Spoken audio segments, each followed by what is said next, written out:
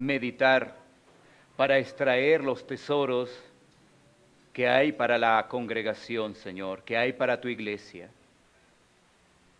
Permítenos, Señor, a través de esta palabra, una vez más, reconocer tu grandeza, la necesidad que tenemos todos del Evangelio y de una vida práctica que pueda representar dignamente al único que vive y reina por los siglos.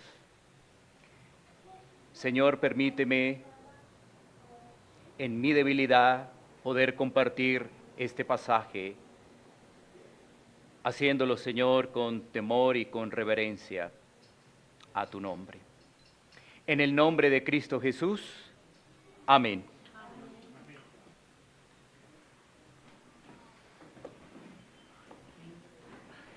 Muy bien, iniciamos hoy un nuevo capítulo del libro de Hechos.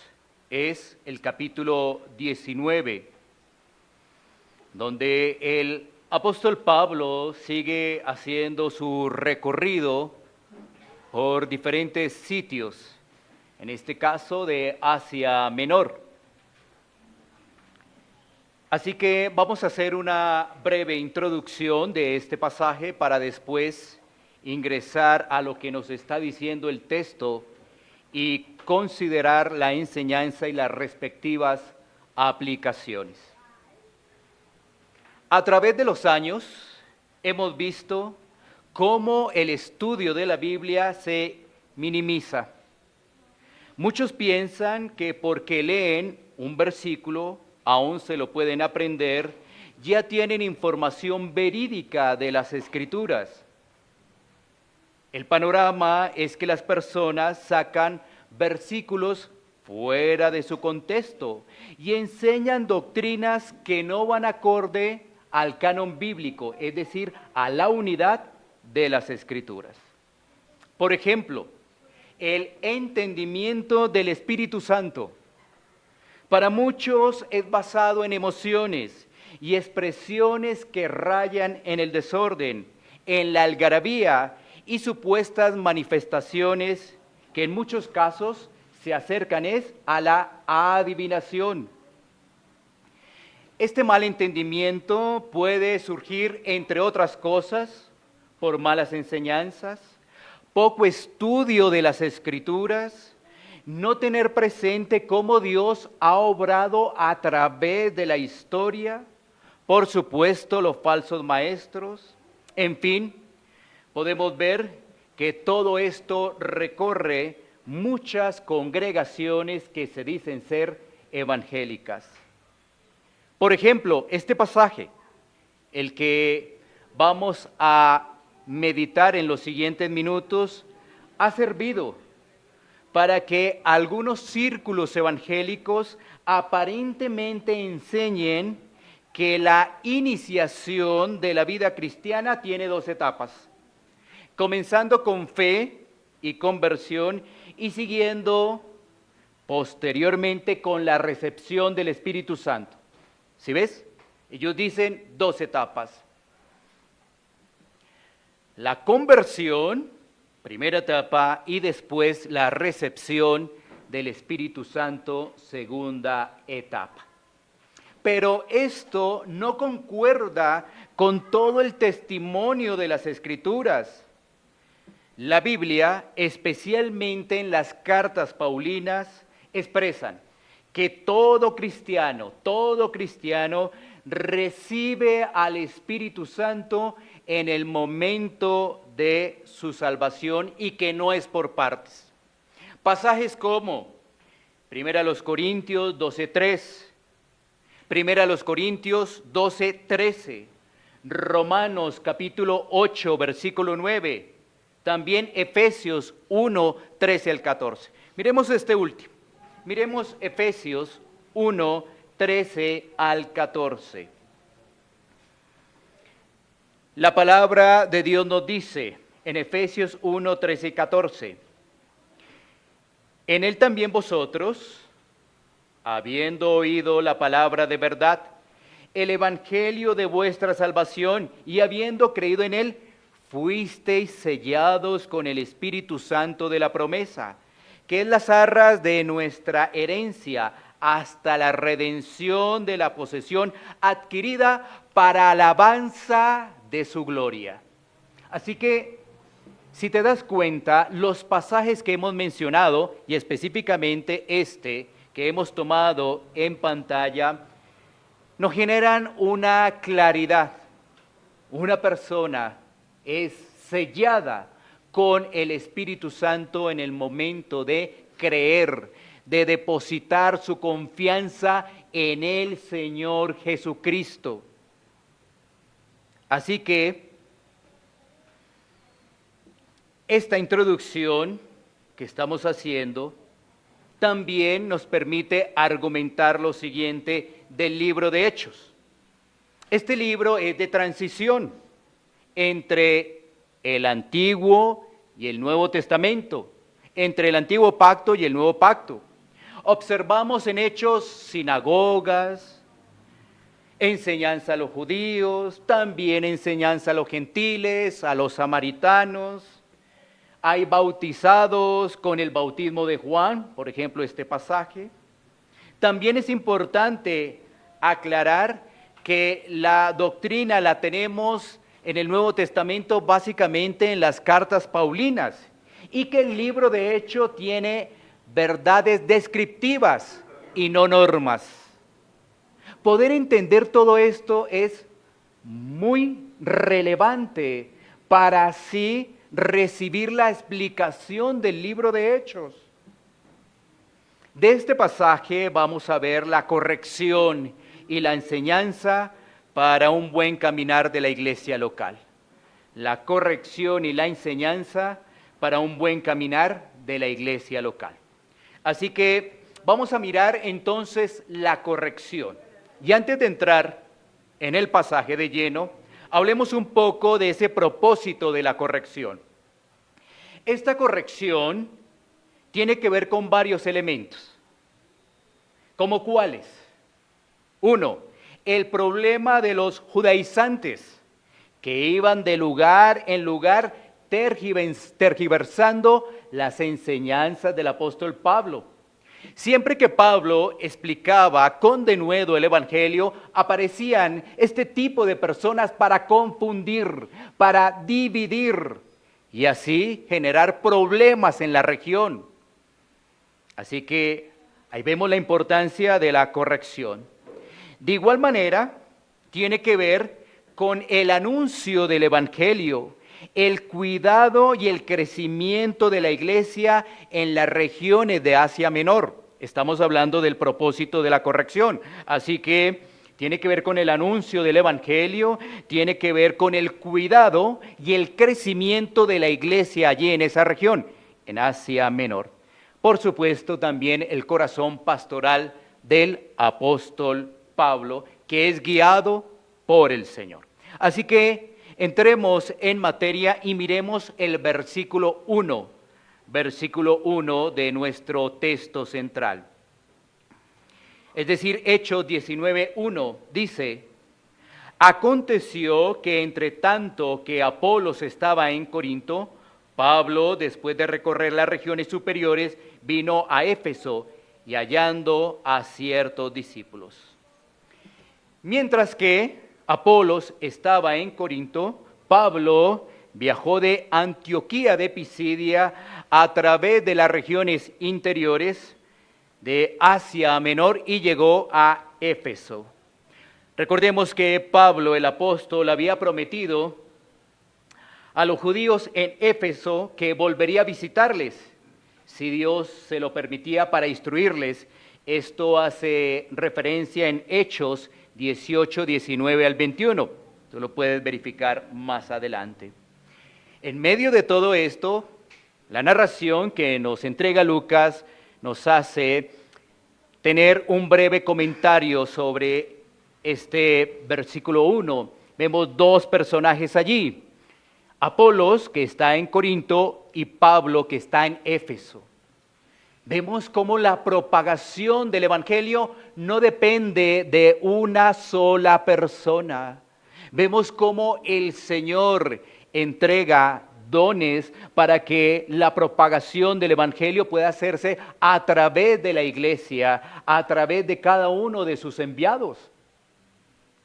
Uno trabajando en esta ciudad de Corinto y el otro trabajando en Éfeso. Ahora hay algo particular, y es que se nos dice en ese primer versículo que Pablo se encontró con ciertos discípulos. La palabra discípulo significa aprendiz o seguidor. Aprendiz o seguidor significa discípulo. Es decir, personas que aprenden de un maestro y le siguen de acuerdo a lo que han recibido. Se nos dice más adelante en el texto que eran 12 discípulos.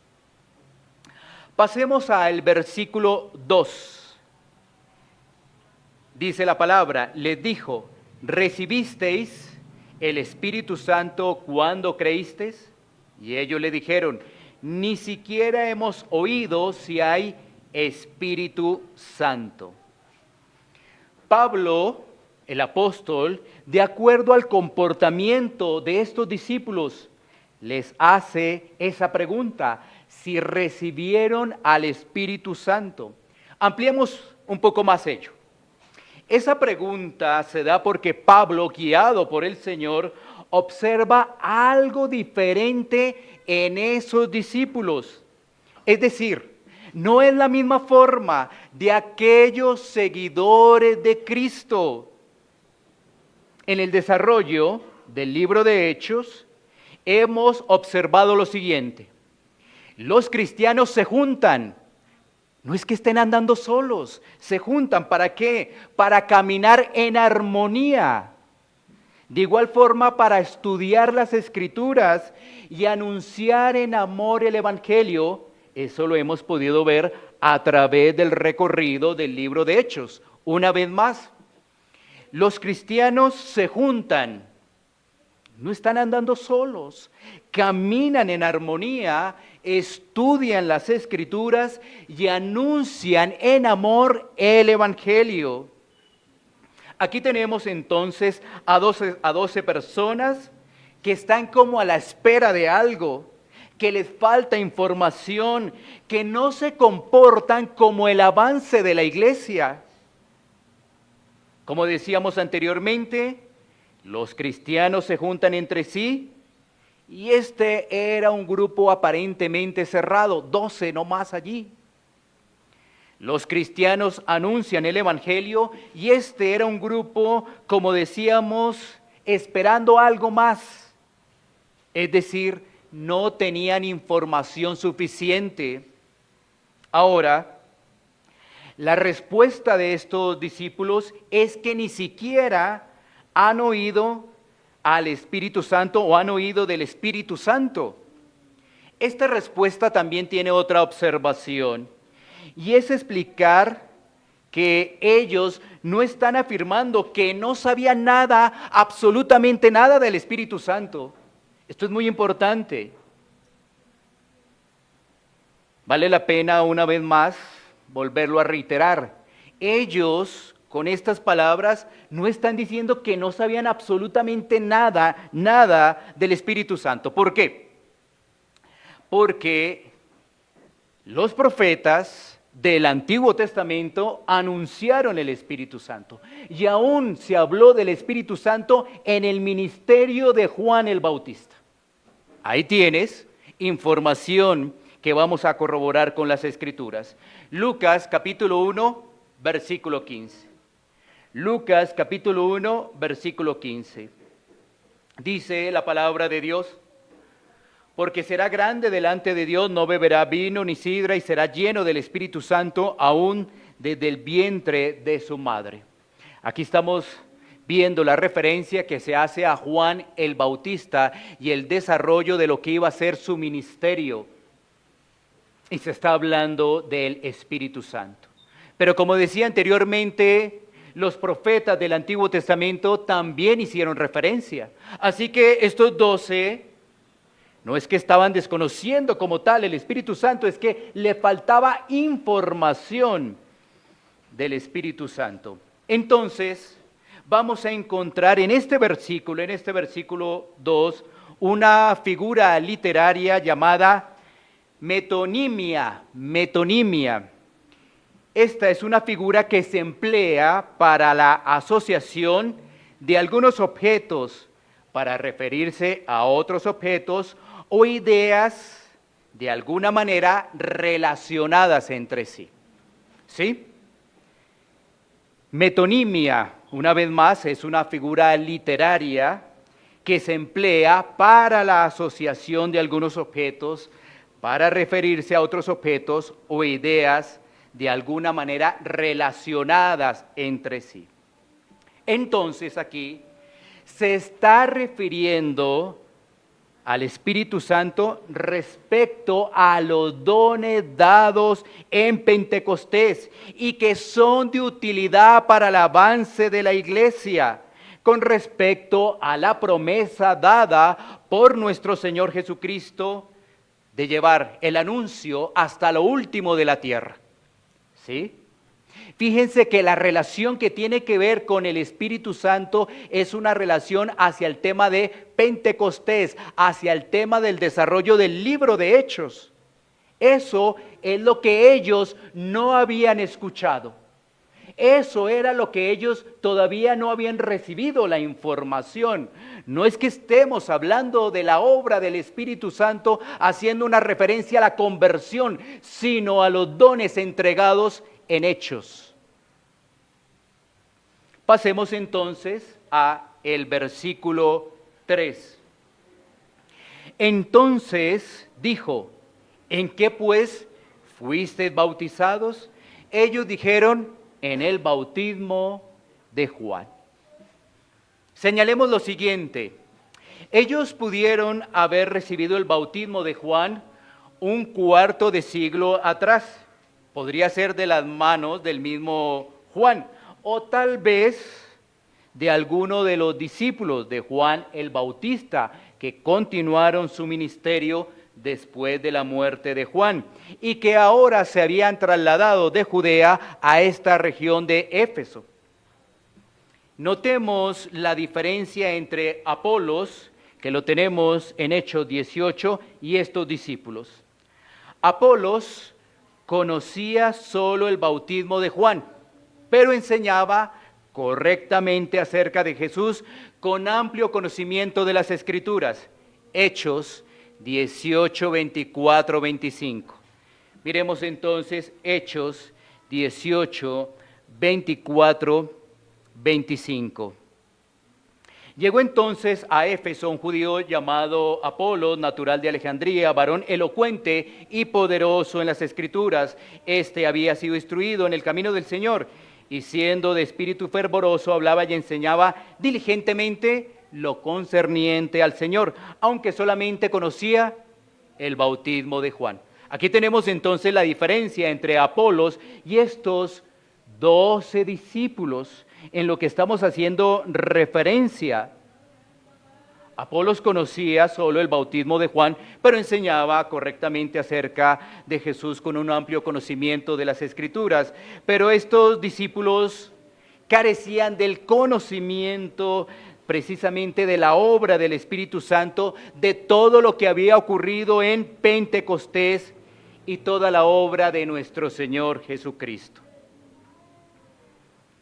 Sigamos avanzando y ahora es pertinente abordar el versículo 4, donde se nos dice lo siguiente.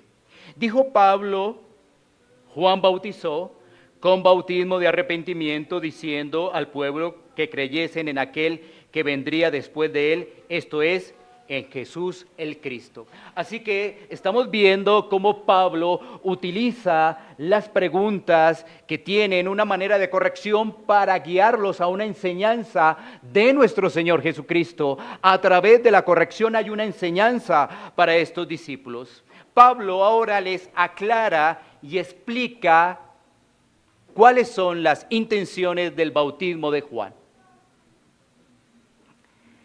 Juan bautizaba un bautismo de arrepentimiento. Juan llamó al pueblo al arrepentimiento. Y cuando estos acudieron a ese llamado, pues los bautizó como una señal de limpieza espiritual. Pero la predicación de Juan fue preparatoria a la venida del Mesías. Porque no Juan, sino el Mesías, el Cristo, solamente Él podía limpiar al pueblo de su pecado. Solamente Cristo. En su predicación, Juan el Bautista señaló a aquel que venía después de él y que bautizaría al pueblo con el Espíritu Santo. Miremos Mateo capítulo 3, versículo 11. Mateo capítulo 3, versículo 11. Yo a la verdad os bautizo en agua para arrepentimiento, pero el que viene tras de mí, cuyo calzado no soy digno de llevar, es más poderoso que yo. Él os bautizará en Espíritu Santo y fuego. Aquí estamos viendo a través de este pasaje de Mateo cuál era realmente la enseñanza que entregaba Juan el Bautista precisamente sobre ese acto. Era un preparatorio del que iba a venir.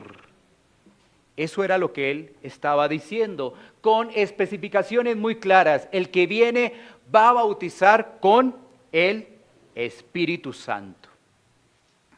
Sigamos con ese mismo hilo conductor. Hechos 1:5. Hechos 1:5.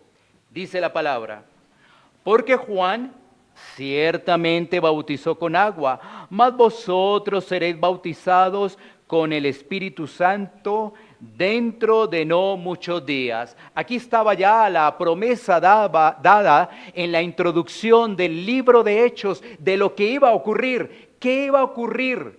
La promesa de nuestro Señor Jesucristo iba a ser una realidad prontamente. Aquello que había anunciado Juan el Bautista, todo estaba dado en nuestro Señor Jesucristo. Y los discípulos iban a experimentar lo que se les había anunciado. En ese pasaje de Hechos 1:5, nuestro Señor les dice a esos discípulos que esperen allí, o que no se fueran de Jerusalén, y que esperen esa promesa, que esperen esa promesa. Miremos Hechos 13, 24 al 25. Hechos 13, 24 al 25. Se sigue hablando de lo de Juan el Bautista. Miren, antes de su venida predicó Juan el bautismo de arrepentimiento a todo el pueblo de Israel. Mas cuando Juan terminaba su carrera dijo: ¿quién pensáis que soy? No soy yo él, mas he aquí viene tras mí uno de quien no soy digno de desatar el calzado de los pies.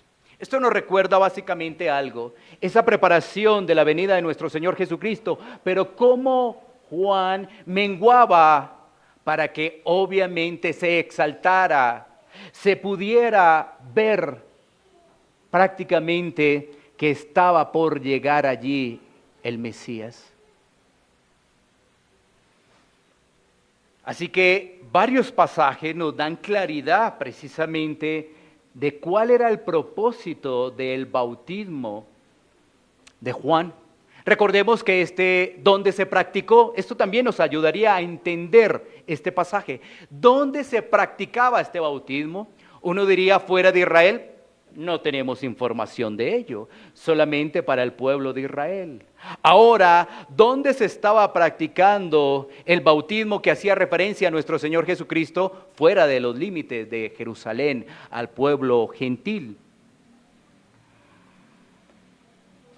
El bautismo de Juan, recordemos una vez más, fue una señal de arrepentimiento y remisión de los pecados, y que en el bautismo cristiano, también tiene que ver con arrepentimiento y perdón. Pero ahora, ¿cuál es la diferencia? Cristo, esa es la diferencia.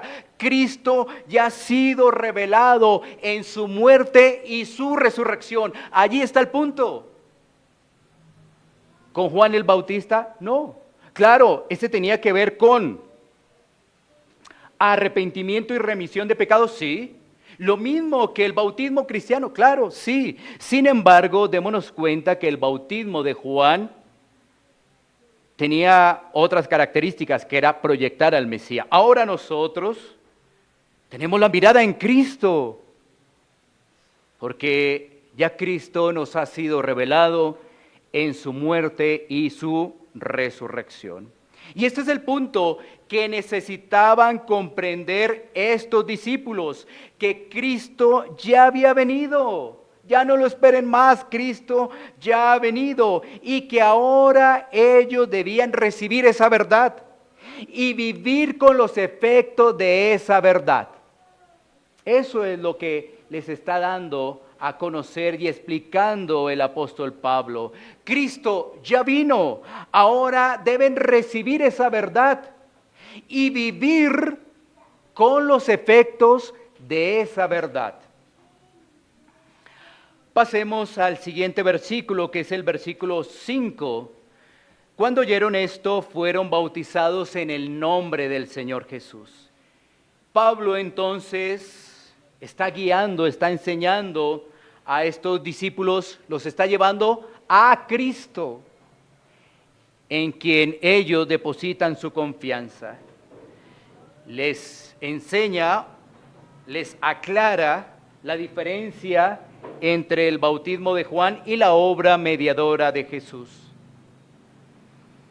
La predicación y el bautismo de Juan demandan el arrepentimiento de pecados, obediencia al mensaje, y ahora todo eso con la realidad, pues que hay un deseo realmente de vivir para Cristo, de que Él ya ha venido y que en ellos también esté el deseo de bautizarse en el nombre de Jesús y así puedan descansar sobre la verdadera fe en Cristo. Así que al escuchar esta instrucción ellos entienden el mensaje del Evangelio y por fe aceptan la palabra de salvación y actúan conforme a eso que se les ha explicado. El Señor les da entendimiento y así avanzan para ser reconocidos ahora sí como cristianos. Versículos 6 y 7. Y habiéndoles impuesto Pablo las manos, vino sobre ellos el Espíritu Santo y hablaban en lenguas y profetizaban. Eran por todos unos 12 hombres. Aquí tenemos la claridad que eran 12 hombres. Miremos allí un momento ese versículo 6. Señalemos lo siguiente dentro de la historia que nos ha venido narrando Lucas en todo el libro de Hechos. Por cuarta vez, el Espíritu Santo es derramado sobre un grupo de personas. Ya hemos tenido 3 veces anteriores.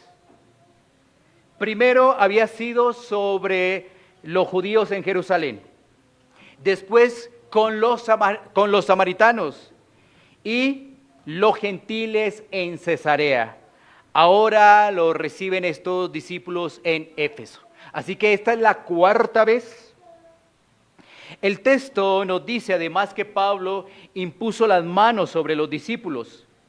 Y en solo 3 lugares de Hechos, leemos que la imposición de manos va acompañada por el derramamiento del Espíritu Santo. Específicamente en Hechos 8:17 sobre los samaritanos, en Hechos 9:17 sobre Pablo y en este pasaje en el cual estamos meditando, que es sobre los discípulos de Juan. En otros ejemplos, el acto simbólico de imponer las manos ocurre en ceremonias de ordenación y hace referencia a la confirmación. Recordemos que la venida del Espíritu Santo sobre estos discípulos en Éfeso es comparable con las experiencias que antes mencionamos. Así que miremos esos pasajes. Hechos 2:11. Hechos 2:11. Dice, cretenses y árabes les oímos hablar en nuestras lenguas las maravillas de Dios. Aquí estamos en ese discurso inicial del apóstol Pedro, allí a unos receptores que por supuesto también tienen la promesa y se les oye hablar en nuestras lenguas las maravillas de Dios. Pero también vamos a ver otro pasaje en Hechos 10, 44, 46. Dice: mientras aún hablaba Pedro estas palabras, el Espíritu Santo cayó sobre todos los que oían el discurso. Y los fieles de la circuncisión que habían venido con Pedro se quedaron atónitos de que también sobre los gentiles se derramase el don del Espíritu Santo. Y el versículo 46 dice: porque los oían que hablaban en lenguas y magnificaban a Dios. Así que estos pasajes que podemos compartir nos recuerdan todo lo que ha ocurrido allí en el libro de Hechos y cómo diferentes personajes, comunidades han recibido esto. En Jerusalén, en Samaria, los gentiles y ahora aquellos que necesitan una corrección, necesitan realmente ampliar, entender que Cristo ya había venido. Precisamente esa recepción del Espíritu Santo es la prueba final de que son cristianos estos que estamos viendo acá, cuando obviamente ellos comprenden el Evangelio, la obra en su totalidad de salvación de nuestro Señor Jesucristo, y eso es ya una prueba de que son cristianos. Prueba que no se estaba dando al principio por su manera de comportarse, por su manera de actuar, a lo cual Pablo muy diligentemente, guiado por el Espíritu Santo, los corrige y les enseña. También vale la pena decir que el número 12 en este pasaje no debería ser tomado simbólicamente o ser comparado con los 12 discípulos de nuestro Señor Jesucristo. Eso sería sacar este texto fuera realmente de su contexto y lo que no quiere enseñar este texto. Así que si nos preguntamos por qué fue derramado el Espíritu Santo sobre estos hombres, podríamos decir que básicamente es por el cumplimiento de la promesa que tenemos en Hechos capítulo 1, versículo 8. Esa sería la respuesta. Si nosotros nos preguntamos, ¿y estos hombres por qué se tienen este derramamiento del Espíritu Santo? Por la promesa, es que ya estaba en Hechos capítulo 1, versículo 8. Y estas personas deberían tener o debían tener esta corrección, un entendimiento claro de la obra de nuestro Señor Jesucristo. ¿Con qué fin? Con el fin de evangelizar, con el fin de enseñar, con el fin de cuidar, con el fin de compartir. Si no hay un entendimiento claro de las Escrituras, ¿cómo va a vivir el cristiano? Unos cristianos aislados, unos cristianos enseñando una cosa errónea, unos cristianos viviendo una vida práctica que no le da la gloria al Señor, porque no hay un entendimiento claro del Evangelio. ¿Sí? Así que esto es muy importante y nos lleva para tomar algunos minutos adicionales para sustraer las riquezas de este texto y llevarlas a una aplicación para este tiempo. Miremos entonces algunas aplicaciones. La primera, la necesidad que tiene la iglesia de estudiar en el amor de Cristo las Escrituras para ser corregidos y enseñados. La necesidad de estudiar en el amor de Cristo las Escrituras para ser corregidos y enseñados. Muchas congregaciones que se denominan evangélicas no toman en serio el estudio de las Escrituras. Aquí estamos teniendo un pasaje que nos llama realmente a estudiar la palabra de Dios, a no sacar textos fuera de su contexto, a buscar con paciencia, en amor y humildad la interpretación de los textos. Como decíamos en la introducción, pasajes como el que hemos meditado fácilmente son malentendidos por muchas congregaciones, olvidando el desarrollo histórico de Hechos y el propósito que tiene este libro. Y entonces de Hechos sacan doctrinas que obviamente cuando vamos a las cartas paulinas van a generar allí un choque. Sin embargo, esas personas o esas congregaciones siguen afirmando eso. ¿Por qué? Porque toman este pasaje para poderlo explicar. Y las personas que acuden a esas congregaciones dicen, sí, están las Escrituras, entonces sí hay como 2 etapas de la salvación. Sin embargo, las mismas Escrituras son las que nos enseñan. Lo que hemos hecho en esta oportunidad es, las mismas Escrituras nos dan luz. Tomamos el pasaje, pero hemos visto otros pasajes que nos dan luz y nos permiten ver la unidad de la Escritura, no las contradicciones de las Escrituras, porque algunos piensan que hay contradicciones. Pero, ¿cómo se hace todo esto? El ánimo que debe tener la iglesia local sobre sus miembros para que podamos estudiar las Escrituras. Hoy veíamos una figura literaria que se emplea allí en esos versículos, que nos permite entender cuál es la razón allí de nombrar al Espíritu Santo. Ahora, esa corrección siempre debe tomarse en amor. Muchas personas, al recibir este tipo de enseñanzas, más bien se rehúsan. Y lo que dicen es que yo he aprendido así, y como he aprendido así, así me sostengo. Y así lo dice la Biblia, y vuelven a argumentar el pasaje que hicimos mención. Pero no tienen un espíritu enseñable que requiere, por supuesto, humildad. ¿Pero quiénes son los humildes? Preguntaríamos. Los humildes son los hijos de Dios, sería la respuesta. Entonces, ¿qué ocurre? Si ves, cuando no hay una buena enseñanza de las Escrituras, la persona va a mantener un espíritu crítico, un espíritu soberbio y no va a permitir la enseñanza. Pero esa persona realmente está disfrutando y se asemeja a Cristo. ¿Dónde vemos a Cristo que no es humilde? Eso sería muy importante para que nosotros pudiéramos reflexionar. ¿Por qué?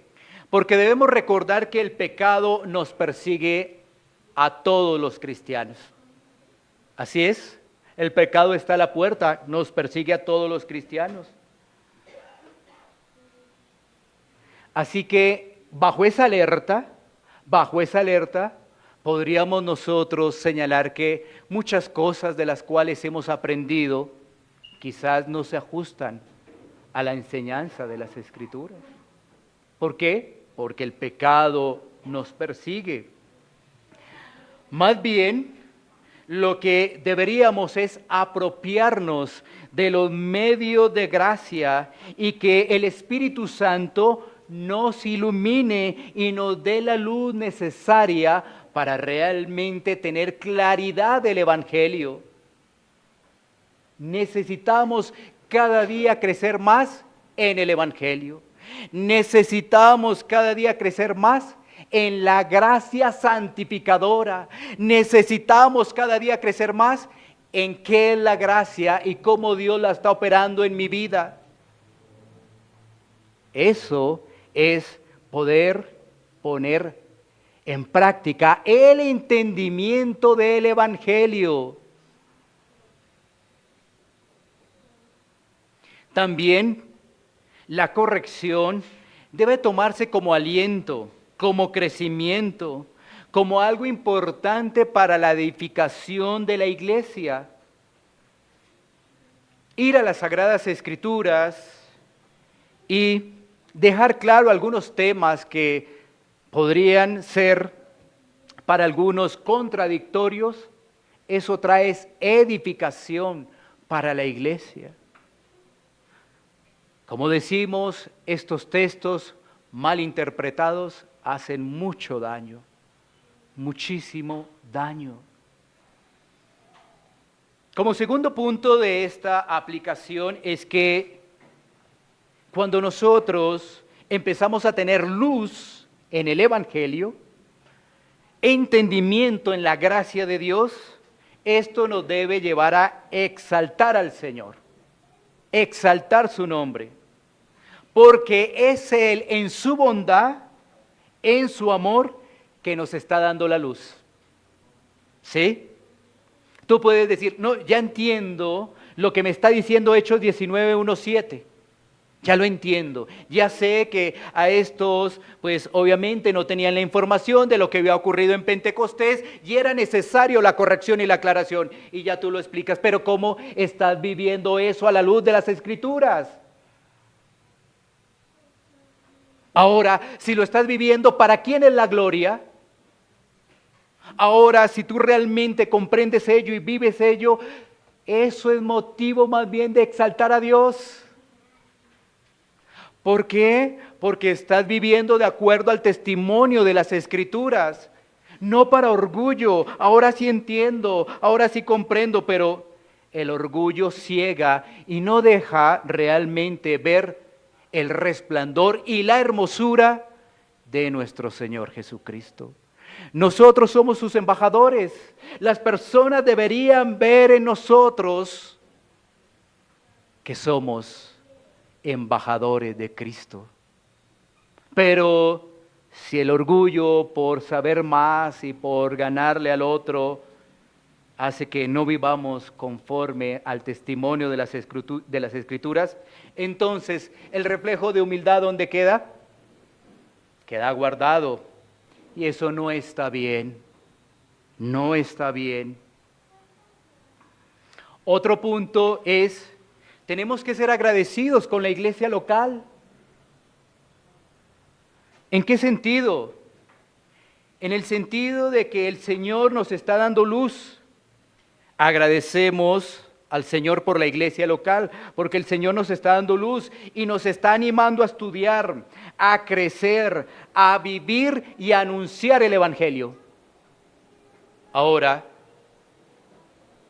no podemos conformarnos porque a cualquier momento viene un viento de falsa doctrina y podríamos estar inmiscuidos. No podríamos decir es que ya, esta iglesia local está completamente protegida de las falsas enseñanzas, porque la gloria es de Dios. Estamos en manos de Dios, estamos aprendiendo, estamos siendo corregidos. Estamos en ese proceso para llegar a la meta final. Uno podría decir, no, qué bueno, el Señor en su bondad me ha permitido llegar a una iglesia bíblica, pero eso no garantiza que con el tiempo la iglesia pueda caer en el error y se duerma y se le tenga que llamar la atención como a las iglesias que se les envía el mensaje allí en Apocalipsis, las 7 iglesias. Así que hay que agradecer al Señor por la iglesia local, ¿sí? Que se esté animando a ese deseo de estudiar realmente las Escrituras, de que podamos crecer en comunidad, vivir y anunciar el Evangelio. Pero también este texto, como ustedes lo pueden ver, tiene advertencia. ¿Sí lo hay? Claro que sí. Tiene advertencia. Y es que hay muchos que pueden estar confundidos. pueden estar confundidos pensando que todo va bien. Mira lo siguiente. Estos discípulos pensaban que todo estaba marchando de la mejor manera hasta que llegó Pablo. Todo estaba en el propósito de Dios. Llegó Pablo. Pablo se da cuenta de su comportamiento. Allí Pablo los lleva, los guía a enseñarles a través de la corrección. ¿Sí ves? La cuestión es que a veces muchos piensan que todo está bien, que todo está marchando bien. ¿Entiendes el Evangelio? Sí, yo lo entiendo perfectamente. Pero el texto nos trae una advertencia. Habían unos allí que estaban confundidos.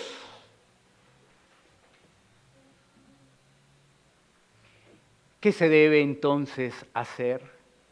¿Qué debe hacer la iglesia local? Anunciar el Evangelio y depender de la gracia de Dios.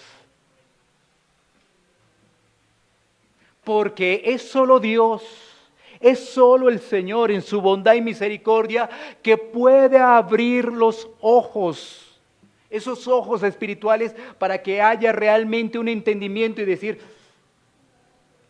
yo realmente no comprendía el Evangelio. O decir, yo realmente no estaba entendiendo la gracia. Yo realmente no comprendía el cómo vivir como cristiano porque todavía estaba guiado de enseñanzas antiguas. Que tenía que hacer esto, que tenía que hacer lo otro, que por aquí, que por allá. O aún, mira este corto ejemplo. Se te habla de la gracia y tú dices, maravillosa la gracia. Solo por gracia somos salvos. Y tú te das cuenta que tu vida parece que sigue igual, pero que ya en la iglesia local estás recibiendo de la gracia. Y entonces, ¿qué hace el corazón? El corazón que es acorralado por el pecado. ¿Ahora qué hay que hacer? ¿Ahora qué hay que hacer? Yo necesito hacer algo porque mire esto, esta vida que tengo, esta vida de lo otro. Entonces, la pregunta es, ¿entiendes el Evangelio? ¿Entiendes la gracia? Una vez más, quiero ponerte el ejemplo. Tú recibes la enseñanza de la gracia que se nos explica en Efesios capítulo 2. Por gracia sois salvos, por medio de la fe. Y tú dices, listo, ya, gracias a Dios. Entiendo que es por gracia, yo soy salvo. Pero tú empiezas a ver en tu diario vivir que las cosas no cambian, que las cosas siguen igual o aún por momento empeoran. Y entonces tú empiezas, ¿ahora qué hago? ¿Qué hago? ¿Qué hay que hacer? ¿Qué hay que hacer? Voy a buscar este libro, voy a buscar esto, voy a leer esto, voy por aquí, voy por allá. Pregunta, ¿has entendido la gracia?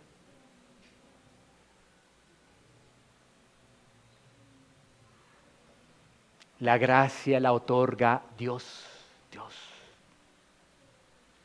Si lo primero es que tú buscas ayudas externas, no has entendido la gracia. ¿A quién debes acudir para entender la gracia? A Dios, ahí está el ejemplo. Pero si buscamos ayudas en otros lados, sin realmente depender de Dios, ¿hemos entendido la gracia? ¿Sí ves? Por eso el texto tiene advertencia. Muchas veces pensamos que ya.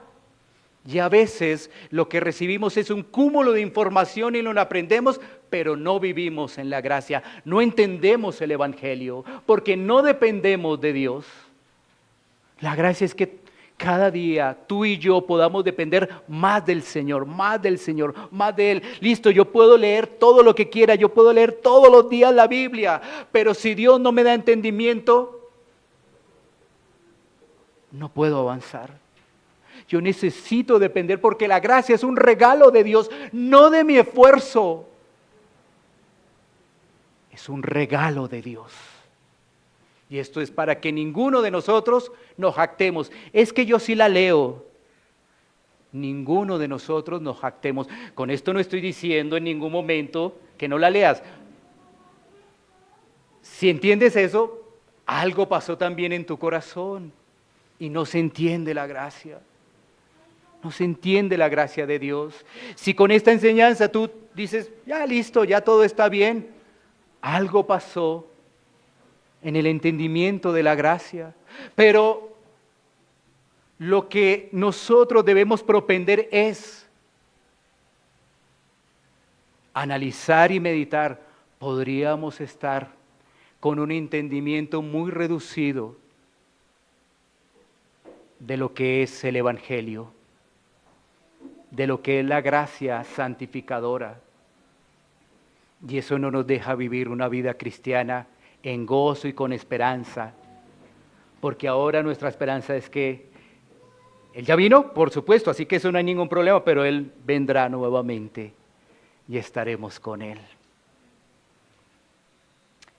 Vivir un cristianismo sin claridad es vivir sin gozo, lleno de queja y de poco testimonio.